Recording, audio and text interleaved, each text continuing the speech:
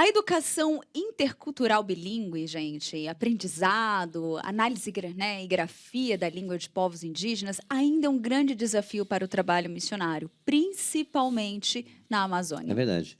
O pastor, missionário e escritor Cássio Evangelista da Silva realizou esse trabalho com o povo Iupidé. E ele está com a gente ao vivo aqui no Notícias do Bem para falar sobre esse trabalho, né, que é tão importante, a gente sabe, esse trabalho, né, de linguística. Pastor, seja muito bem-vindo ao nosso Notícias do Bem. É uma honra poder receber o senhor aqui. Claro, primeiro eu quero saber a respeito desse trabalho efetivamente, né? Quanto tempo demorou para ser feito? Há quanto tempo o senhor trabalha com esse povo Iupidé? Conta um pouco para a gente a respeito dessa missão aí. Bom dia, gente. Um prazer estar aqui com vocês. Obrigado aí pelo convite, pelo espaço. De fato, é um trabalho já concluído da minha parte, né? Nós estamos agora em São Paulo, mas estivemos entre esse povo até dezembro do ano passado, ao longo de 15 anos, 2006 a 2020. E foi um trabalho de múltiplas frentes. A frente de educação intercultural bilíngue foi uma delas, talvez o carro-chefe, e o trabalho de grafia, análise, grafia e adoção de ortografia.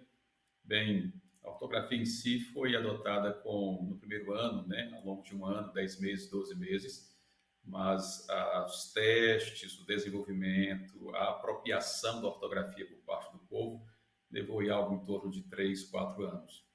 Pela graça de Deus, hoje eles têm a língua já grafada, aí uns 11 materiais didáticos produzidos na sua própria língua, um dicionário enciclopédico, né, que documentou a gramática da língua, a sua semântica e assim por diante, escolas abertas nas suas pequenas aldeias, também uma associação das escolas. Pela graça de Deus, 4 turmas concluíram o ensino fundamental e uma turma chegou a concluir o ensino médio. Essa foto que está aparecendo aí, inclusive, é a turma a primeira que concluiu o ensino médio nas aldeias. Uhum. Pastor, e o interessante, né, desse trabalho, desse projeto, assim, a gente vê ali a turma formando, né, é que não foi um trabalho que o senhor já idealizou desde o início, né? Como é que foi esse chegar até ali, né? Como é que foi esse start? Eram os seus planos ir para essa aldeia, ir fazer esse trabalho missionário ali? Como que foi esse início, né, do senhor e a sua esposa? Como que foi esse começo? Nossos planos, quando nos preparávamos para o trabalho missionário, nos preparamos ao longo de 10 anos. Nos últimos 6 anos, nós nos preparávamos para trabalhar na África, entre os povos pigmeus, em Camarões.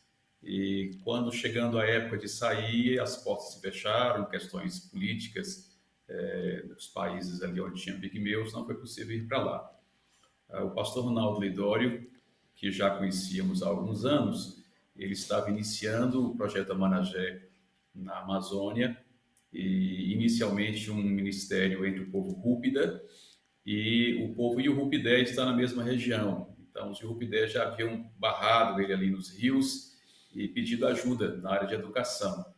Então, quando as portas se fecharam na África, o pastor Ronaldo ficou sabendo e então nos fez o desafio de ir até a Amazônia, como ele disse na época, fazer uma escala, né, por um tempo, quem sabe depois seguir para a África, como eram os nossos planos, e acabou que essa escala durou 15 anos. É uma escala longa, né, pastor? Esse povo não é? Uma bela escala. Esse povo já tinha alguma coisa de grafia ou era uma língua que era só verbalizada? Não, era uma língua ágrafa, Ah, apenas era ágrafa, oral. tá? Sim, então, para abrir Quer dizer, escolas e produzir muito mais materiais didáticos, que era a principal demanda deles, o primeiro desafio foi analisar a língua e grafar. e como é que se faz esse trabalho, pastor? Explica pra gente. O senhor ouve, aí tenta escrever a palavra, mas o senhor utiliza que tipo de Equipamento, grafia? É usando letras do nosso alfabeto? Enfim, explica pra gente como é que é esse trabalho no dia a dia. Existem técnicas linguísticas e instrumentais para isso. A Academia Linguística adotou já há alguns anos um alfabeto chamado Alfabeto Fonético Internacional. Todos os sons já documentados, já registrados em todas as línguas, em todas as partes do mundo, estão registrados em símbolos próprios reconhecidos internacionalmente nesse alfabeto. Então, o primeiro passo é ouvir a língua. A gente pega aí uma lista de nomes, né, substantivos, depois uma lista de verbos, portanto, de ações, e começa a formar frases com substantivos e com as ações. E com isso, as partículas gramaticais, que são as mais difíceis, né, de se pegar, as partículas vão surgindo e a gente vai desenvolvendo, então, a análise, levantando hipóteses e comprovando ou derrubando essas hipóteses até chegar a um quadro fonético específico daquela língua, ou seja, os sons específicos daquela que formam aquela língua. E aí são sons consonantais e sons verbais, né? Daí as consoantes e as vogais. Aliás, verbais não, vocais. As consoantes e as vocais. Depois que chegamos, então, aos sons, à matriz fonética da língua, então a gente passa para desenvolver o alfabeto propriamente dito. Para isso, se usa a língua nacional mais próxima, no caso é o português, e os alfabetos de outras línguas étnicas mais da região. No caso ali, os povos mais próximos deles, que tem língua grafada, eram os povos tucano e o povo rúpida. Então, nós pegamos esses 3 alfabetos resistentes e procuramos escolher os sons, as letras equivalentes aos sons.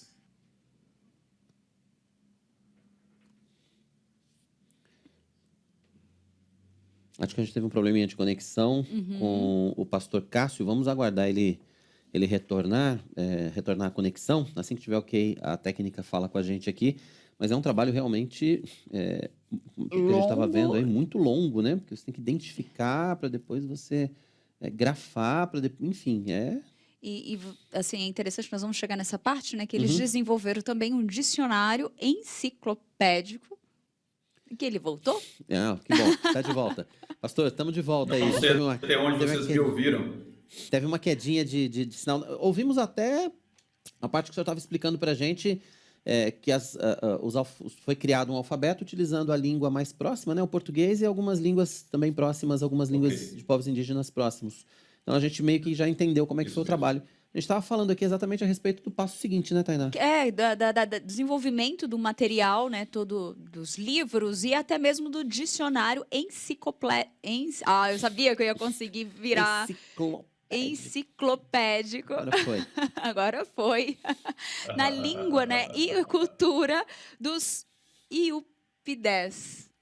Saiu. Consegui. Yurupidé. Yurupidé, pronto. Pronto, não saiu. Eu pensei que ia conseguir falar de primeira. E aí, como é que foi esse Conta um pouquinho. Como é que é esse dicionário enciclopédico, professor?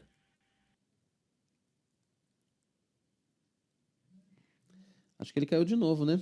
A gente está tendo um probleminha de conexão com o pastor Cássio. Vamos ver se ele retorna para explicar para a gente como é que foi desenvolvido esse dicionário enciclopédico. Ele está falando sobre esse trabalho que ele desenvolveu. Foram 15 anos de trabalho, imagina?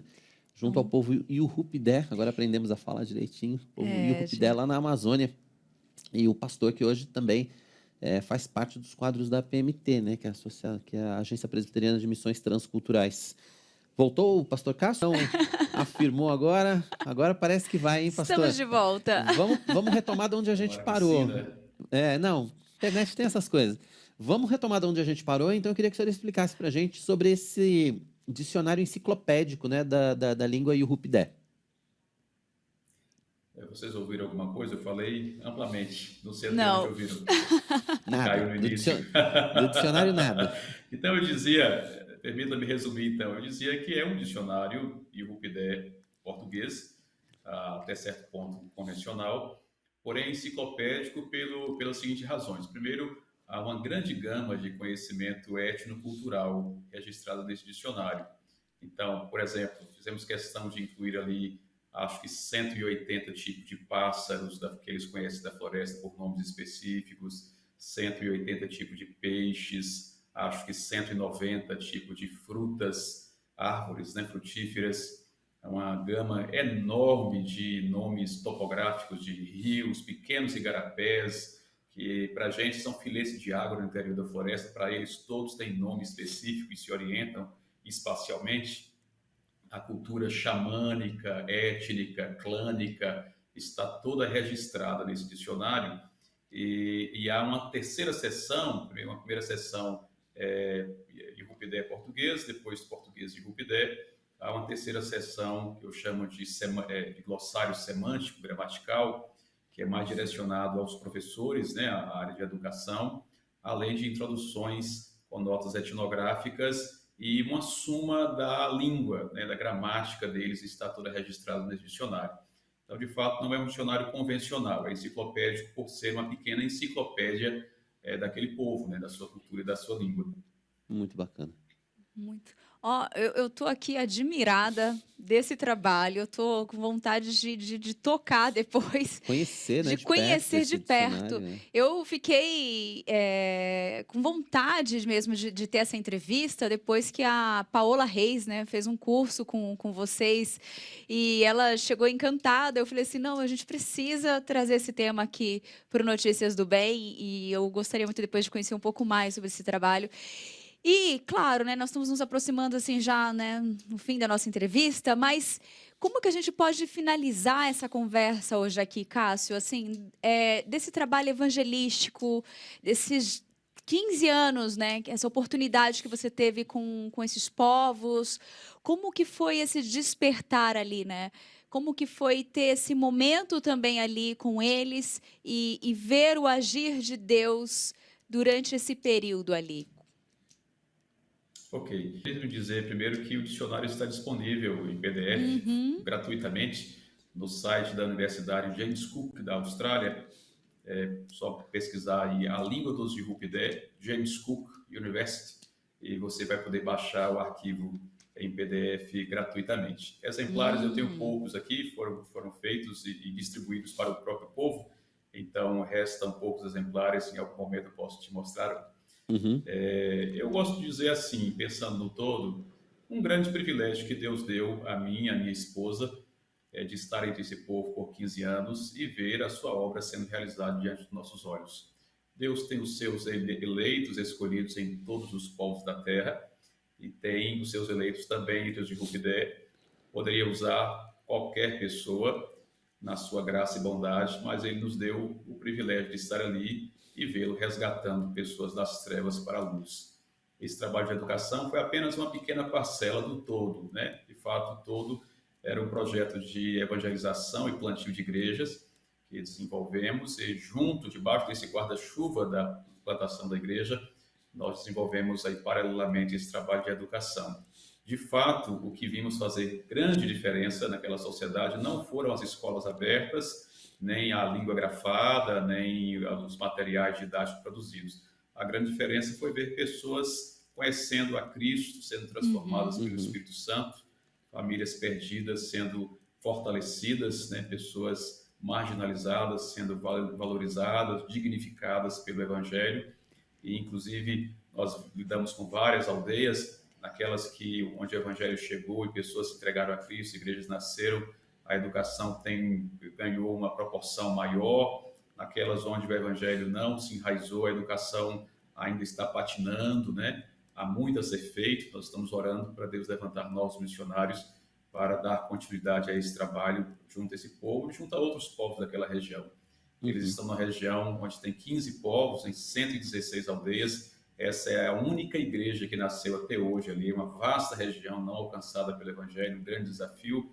E, de fato, o que vimos foi o Evangelho fazendo diferença na vida de um povo. Certo. Pastor, o senhor ficou 15 anos, né, nessa escala, como o senhor disse, né?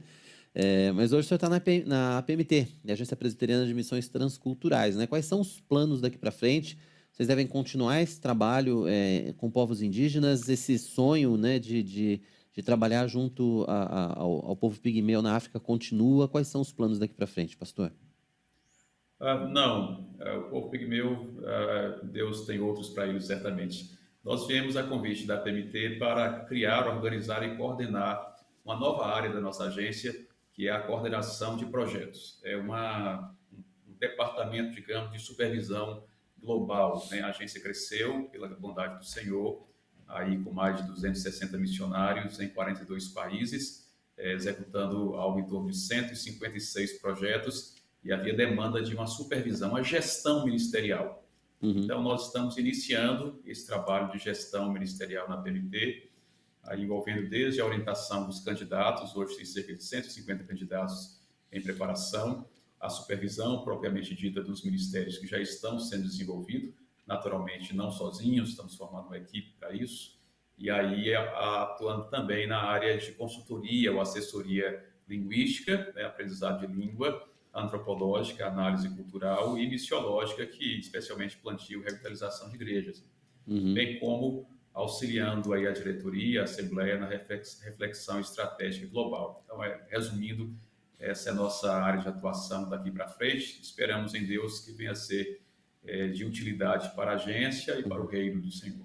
É porque é isso que o senhor falou, né? Quer dizer, muita gente tem vontade de fazer missões e a gente, toda vez que a gente acaba entrevistando aqui também, os missionários, enfim, esses nossos irmãos que estão em campo, o nosso coração também arde. Mas fazer missões como essas, por exemplo, e principalmente missões transculturais, requer preparação, né? Não dá para, tipo, eu vou para tal lugar fazer missão e pronto. Não é assim. É preciso todo um trabalho de preparação, como o senhor e a sua esposa tiveram, por exemplo, antes de ir para o Povo Iurrupidé, né? Foram anos e anos de preparação. Preparação e acompanhamento. Eu penso que as duas coisas precisam estar juntas. Não apenas a preparação antes do campo. Mesmo os missionários mais bem preparados antes do campo, quando chega no campo, precisa de acompanhamento. Esse acompanhamento tem a ver com a reflexão estratégica. Né? O missionário pensar sozinho na sua estratégia, às vezes, não é o mais salutar.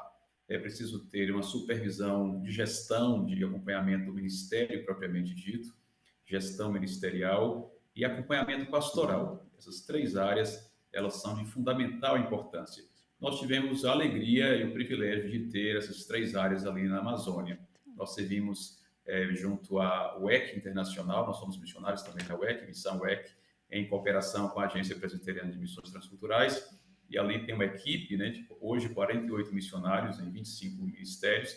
Essa equipe tem liderança, essa liderança proporciona esse acompanhamento nessas três áreas. Então, isso faz muita diferença no dia a dia do campo missionário. O missionário está sozinho no campo, tomando todas as decisões, fazendo as escolhas, são escolhas estratégicas importantes, né? É um risco para o próprio missionário e para o próprio ministério. Então, o missionário precisa ser bem preparado e bem acompanhado durante o seu ministério. Bacana. Pastor, sabemos que o senhor tem alguns livros, tem alguns materiais, cursos. Para quem está nos acompanhando, quer ter acesso, quer conhecer um pouco mais esse trabalho, né? Tem algumas redes, onde elas podem encontrar esses materiais, né? Tem alguns contatos?